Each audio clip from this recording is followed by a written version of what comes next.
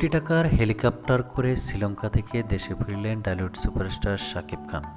দেখে মুচকি আসলেন চিত্রনায়িকা শবনম বুবলি। হঠাৎ কেন শাকিবকে দেখে মুচকি আসলেন বুবলি? আর এসব বিষয়ে বিস্তারিত তুলে ধরব আজকের এই ভিডিওতে।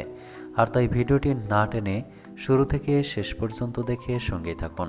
প্রিয় দর্শক, বর্তমানে বাংলা চলচ্চিত্রের সবচেয়ে জনপ্রিয় আলোচিত শীর্ষ তারকা টলিউড সুপারস্টার শাকিব খান এবং চিত্রনায়িকা শবনম বুবলি, যাদেরকে নিয়ে সোশ্যাল মিডিয়ায় আলোচনা সমালোচনার অন্ত নেই।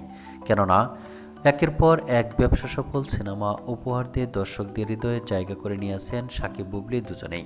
তবে টলিউড সুপারস্টার শাকিব খান দীর্ঘদিন ধরেই শ্রীলঙ্কায় অবসর সময় পার করছিলেন। টলিউড সুপারস্টার শাকিব খান ইতিমধ্যেই শ্রীলঙ্কায় আনন্দঘন মুহূর্ত পার করে অবশেষে দেশের মাটিতে কোটি টাকার হেলিকপ্টার করে পা রাখছেন টলিউড সুপারস্টার শাকিব খান।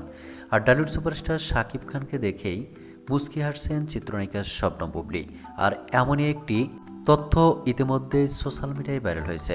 তবে এ প্রসঙ্গে অনেকেই অনেক ধরনের মন্তব্য করেছেন। কেউ বলছেন দীর্ঘদিন পর টলিউড সুপারস্টার শাকিব খানকে দেখে বুবলির মনে আনন্দের ঝড় বইছে, আর সেই ভাবটাই মুখের মাধ্যমে প্রকাশ্যে চলে এসেছে।